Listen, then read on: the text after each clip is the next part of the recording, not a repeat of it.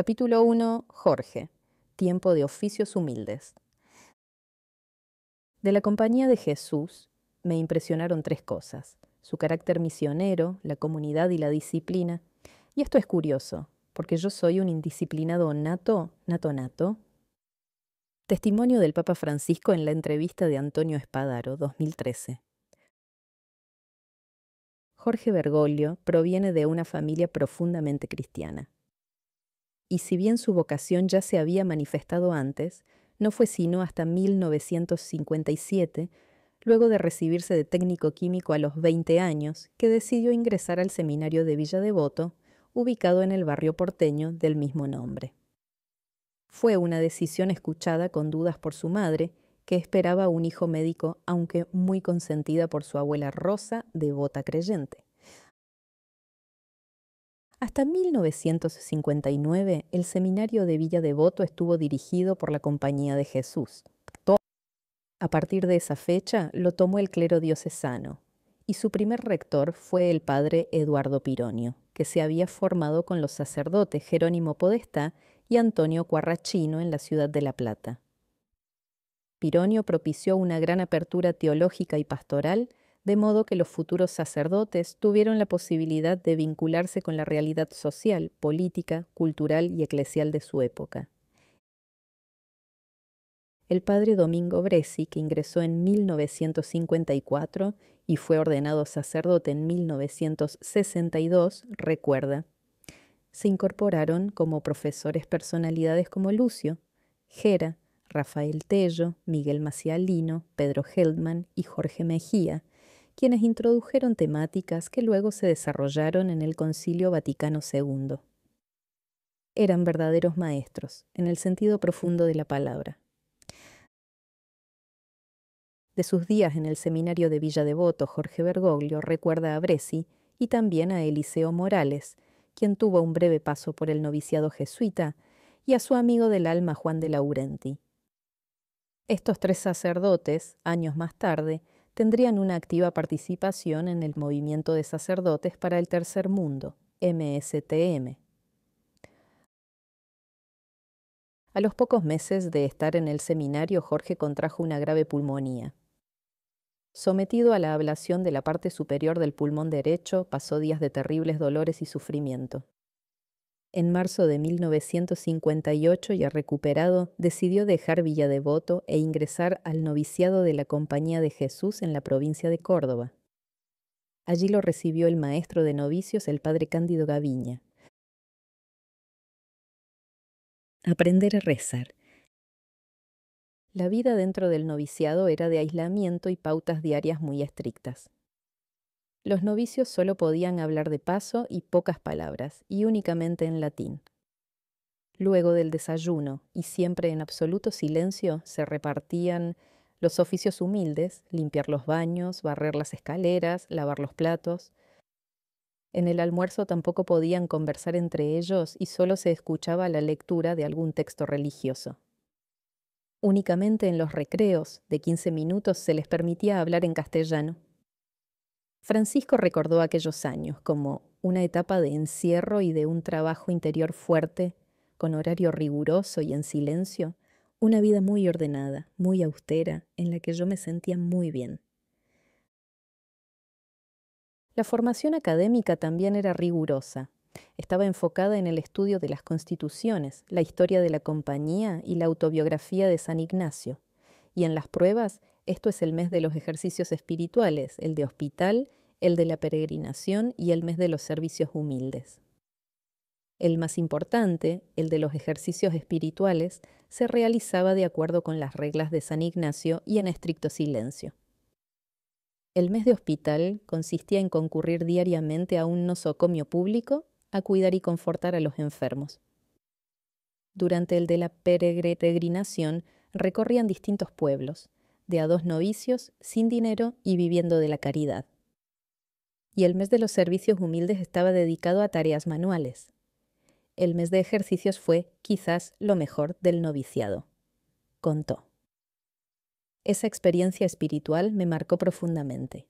Hace mucho bien, te lleva a la oración. Ahí uno aprende a rezar. Concentrarse en lo pequeño. Para entender cabalmente a Francisco hay que intentar conocer, al menos en forma sucinta, la historia y las características de la Compañía de Jesús, creada en 1540 por San Ignacio de Loyola, quien a los 30 años dejó su carrera de soldado y abrazó la vida religiosa. El formato de la compañía remite a cierta organización militar, comenzando por su nombre. Se trata de una estructura piramidal en cuyo vértice está el general de los jesuitas, que solo recibe órdenes del Papa, elegido por una asamblea y con cargo de por vida. Los miembros se ordenan en 4 grados. El primero está constituido por los padres profesos, sacerdotes que superan todas las etapas de formación previstas y realizan, además de los 3 votos solemnes, pobreza, castidad y obediencia, un 4.º voto especial de obediencia al Papa. En el segundo grado se encuentran los sacerdotes, que solo prestan los 3 votos. En el tercero, los hermanos legos, dedicados al trabajo manual. Y en el 4.º grado aparecen los novicios, aquellos que están por ingresar a la compañía. En toda la pirámide rige el principio básico de la subordinación. Ignacio redactó la carta acerca de la obediencia, donde describe 3 formas de obedecer. La de primer grado dice que aunque se esté en desacuerdo y se piense que el superior está errado, se obedece, pero sin buena voluntad. Eso es obediencia de tipo imperfecto. Luego, la obediencia de segundo grado estima que a pesar de considerar que el superior está en un error, se decide hacer voluntariamente el deseo de éste. Es alegría en la obediencia. Y la tercera, la obediencia del intelecto o ciega, es la máxima. Obviamente, la carta deja en claro que las órdenes no pueden incluir ninguna forma de pecado. La compañía se creó como una orden moderna e independiente de las autoridades locales y requería un voto de obediencia absoluta a fin de ir donde nos manden en cualquier momento y a cualquier costo de nuestra vida y comodidad. Sus miembros serían soldados del Papa, una suerte de organización de élite dispuesta a dar la batalla de la fe en todos los rincones del mundo. Recibían una sólida formación intelectual que incluía la educación universitaria. San Ignacio redactó las constituciones de la Compañía de Jesús que aún siguen vigentes. El voto de pobreza es absoluto y las normas incluyen la humildad en la vestimenta. También redactó los ejercicios espirituales, un manual que hoy continúan utilizando los novicios. El padre James Martin explica: uno de los principales objetivos de los ejercicios espirituales es enseñar a las personas a poner el discernimiento en práctica. Para San Ignacio significa saber que Dios nos ayudará a tomar buenas decisiones aun siendo conscientes de vernos motivados por fuerzas contradictorias o contrarias entre sí. Es la habilidad de ver claramente cuáles son esas fuerzas y ser capaces de identificar, ponderar y juzgar para, finalmente, escoger el camino más alineado con los deseos de Dios para ti y para el mundo. Cuando el padre Antonio Spadaro, en su entrevista a Francisco del 21 de septiembre de 2013 para la revista La Civiltà Católica, le preguntó qué aspecto de la espiritualidad ignaciana le ayudaba más a vivir su ministerio, el Papa eligió el discernimiento. Es una de las cosas que Ignacio ha elaborado más interiormente. Para él es un instrumento de lucha destinado a conocer mejor al Señor y seguirlo de cerca. Me ha impresionado siempre una máxima con la que suele describirse la visión de Ignacio: no tener límite para lo grande, pero concentrarse en lo pequeño, eso es lo divino.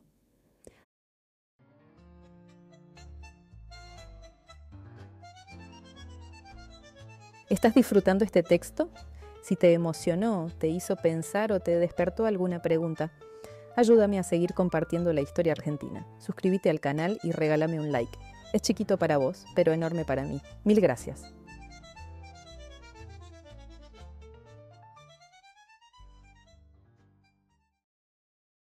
A la muerte de Ignacio en 1556, los 10 integrantes del grupo original se habían transformado en 1000. Tenían más de 100 casas en 12 regiones del mundo y 35 colegios de educación superior para la juventud. La consigna que les dejó a sus discípulos como testamento no fue precisamente la de quienes se conforman con la mediocridad: id e incendiad. Usando una expresión más moderada, el 25 de julio de 2013 Francisco dijo en Río de Janeiro, Brasil, ante 1 millón de jóvenes: hagan lío. Antes de ser elegido papa frente a los cardenales, también aportó una definición de innegable cuño ignaciano. La Iglesia está llamada a salir de sí misma e ir hacia las periferias, no solo las geográficas, sino también las periferias existenciales. El jesuita Humberto Miguel Yáñez, profesor de la Universidad Gregoriana, describió de qué modo impresionó en el Vaticano el primer papa de formación jesuita. Francisco es un papa original. ¿No posee el estilo formal de los papas reyes? ¿Bergoglio no tiene nada de rey? En ese sentido es un gran cambio, por el cual muchos todavía están impactados. Él no ocupa los aposentos pontificios. Vive en la casa de Santa Marta para tener contacto con la gente. Esa es otra de sus características. Es un papa religioso después de muchos siglos y el primer jesuita. Todo eso se percibe en su modo de conducirse, de ser y de tratar a las personas. No ama para nada el protocolo. Tiene un estilo llano, sencillo, espontáneo, natural. Llama la atención que sea tan normal. Hay un chiste que se escucha por los pasillos vaticanos. Tiene nombre franciscano, se viste como dominicano, pero en el fondo es jesuita. Francisco es profundamente jesuita, eso no lo ha perdido. Él entendió muy bien la propuesta del concilio de volver a las fuentes. A nosotros nos hizo estudiar los ejercicios, las constituciones, las misiones jesuíticas. Pero no para quedarnos adentro, sino para ir hacia los pobres, para comprometernos con ellos. En él existe esa tensión entre la espiritualidad y la acción. Una manta para el frío. En marzo de 1960, en compañía de los seminaristas Andrés Swinen y Carlos Constable, Jorge Bergoglio se trasladó a Chile e ingresó a la casa de retiro hoy llamada San Alberto Hurtado, en memoria de su fundador, para completar la etapa formativa denominada el Juniorado. Allí estudió humanidades, historia, literatura, lenguas clásicas y arte. Desde hacía 2 décadas, en Chile se sucedían gobiernos de derecha. En 1960 era el turno del gobierno de Jorge Alessandri, un empresario que se presentaba como apolítico e independiente y que establecería un gobierno de gerencia para Chile al estilo del sector privado. Siguiendo esta idea, se rodeó de un equipo técnico formado por abogados, ingenieros y economistas, pero sus políticas no lograron modificar las profundas desigualdades sociales. En su estadía en la casa de retiro, Jorge tomó contacto con la dura realidad social local. Daba catecismo en barrios muy pobres a niños de 8 a 10 años y la experiencia lo impactó fuertemente. Desde allí le escribió a su hermana María Elena: vienen descalzos, no tienen un pedazo de pan para comer, viven en casas de lata o en cuevas y no tienen ni una frazada para taparse del frío y la lluvia. El fundador de la casa, el padre Alberto Hurtado, canonizado en 2005, era un sacerdote con una enorme preocupación social. En 1945 fundó la Acción Sindical y Económica Chilena, y su compromiso con los trabajadores le valió el apodo de cura rojo o cura comunista. Jorge no lo conoció personalmente porque falleció en 1952, pero sí accedió a su obra y su pensamiento. A Hurtado aún se lo recuerda recorriendo las calles de Santiago con su camioneta, recogiendo a esas personas desvalidas para quienes fundó el Hogar de Cristo, un sitio de tránsito para la contención de gente en situación de calle. Ya siendo obispo de Buenos Aires, Bergoglio desarrolló iniciativas muy similares. En su gira por Chile de 2018, Francisco visitó el santuario del Padre Hurtado. Allí se reunió privadamente con los jesuitas, con quienes recordó su paso por ese país, y luego lo hizo con voluntarios y beneficiarios de programas sociales que lleva adelante la Iglesia. De Hölder Lin a Marechal. En 1961, Jorge ingresó a la Facultad de Filosofía y Teología del Colegio Máximo para completar su formación. Entre sus profesores estaban los sacerdotes Miguel Ángel Fiorito, Francisco Yalix, Eduardo Pironio, Antonio Quarrasino y Jacinto Luzzi. El ciclo filosófico concluyó en 1963 con el Periculum, la defensa oral de sus 3 años de estudios. Era un examen de 2 horas en latín ante un tribunal formado por una decena de jesuitas. Obtuvo la mayor calificación y pasó a la nueva etapa, la de enseñanza. Fue enviado 2 años al Colegio de la Inmaculada Concepción en Santa Fe y 1 al Colegio del Salvador en Buenos Aires. Leandro Pastor, ex seminarista jesuita y amigo personal de Bergoglio, recordó aquella época para este libro. En la formación jesuita hay una etapa llamada del magisterio. Antes de ordenarnos teníamos que pasar un periodo como maestrillos en algún colegio de la orden. Conozco a Jorge desde nuestro ingreso al seminario. Era un muchacho callado que no sobresalía del grupo y extremadamente solidario con sus compañeros. Tenía una enorme vocación de servicio. Y también llevaba innatas las cualidades del líder que comenzaron a develarse cuando pasó al Colegio del Salvador en Buenos Aires. Siempre pensé que Jorge, hasta papa, no paraba. Él tenía una dosis sana de ambición y de habilidad en el manejo del poder, muy típica de los líderes. El Colegio de la Inmaculada Concepción de Santa Fe fue creado por los jesuitas en 1610, casi en simultáneo con la fundación de la ciudad. Con la expulsión de la Compañía de Jesús en 1767, el colegio se cerró y el templo fue encargado a los padres mercedarios. Tras los años de la emancipación y de las luchas por la organización nacional, en 1862 el gobernador Patricio Cullen convocó nuevamente a la Compañía de Jesús para reabrirlo. En esa renovada institución, Jorge se desempeñó durante 1964 y 1965 como maestrillo de literatura. Siempre fue un gran lector. Entre sus obras preferidas sobresalían la poesía de Hölderlin, los clásicos italianos Los novios y la Divina Comedia, Dostoyevsky y los argentinos Leopoldo Marechal y Jorge Luis Borges. Todavía se recuerda su paso por el colegio y el ambiente intelectual de Santa Fe por haber organizado la visita de 2 figuras de la literatura nacional, María Esther de Miguel y el propio Borges.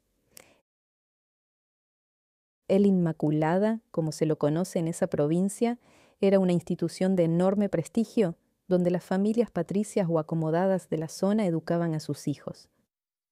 Y como otros centros de formación católica, fue tanto un foco de actividades revolucionarias contra Perón en 1955 como una cuna de militantes montoneros en los años 70. Del Inmaculada, Jorge pasó a desempeñarse como maestrillo en el Colegio del Salvador de Buenos Aires. Entre 1967 y 1970 terminó su formación cursando teología en el Colegio Máximo. En julio de 1969 fue ordenado sacerdote. 3 años después fue designado maestro de novicios en la residencia Villa Barilari de San Miguel y uno de los 5 consultores de la provincia jesuítica. Un muro de silencio. Mi familia también fue golpeada por la violencia. Yo sé lo que se sufre, le dijo Bergoglio a Ana María Aimeta. El 27 de noviembre de 1976, el docente universitario Néstor Julio España fue secuestrado en la intersección de las calles Vid y Güemes de la ciudad de Buenos Aires por personal de la Marina vestido de fajina. Al día siguiente fue allanado su domicilio en el barrio de Villa del Parque. Allí detuvieron también a Liliana Esther Aimeta, de 22 años, misionera metodista y maestra en el colegio Nuestra Señora del Rosario, vinculada políticamente a Montoneros al igual que su compañero.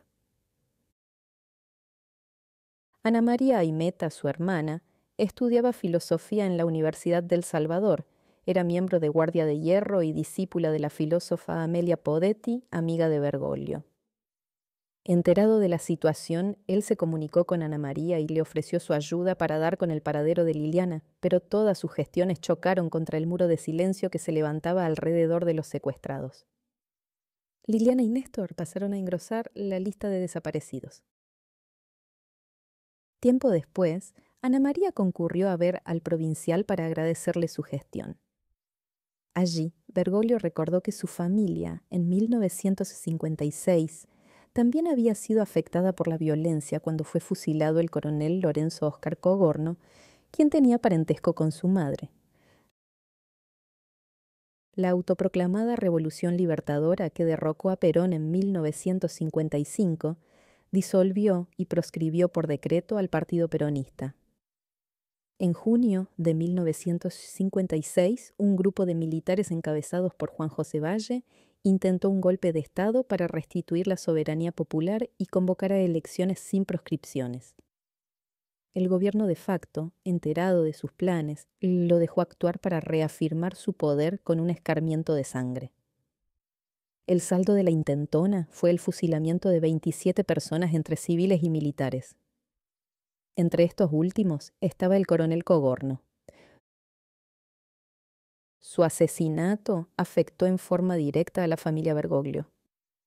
Los Cogorno tenían un parentesco con ellos a través de una rama que venía del pueblo italiano del mismo nombre. El coronel dejó al morir 4 hijos pequeños. La familia de Jorge Mario se sintió muy conmocionada por este hecho tan brutal que también lo marcó a él. Tenía 19 años.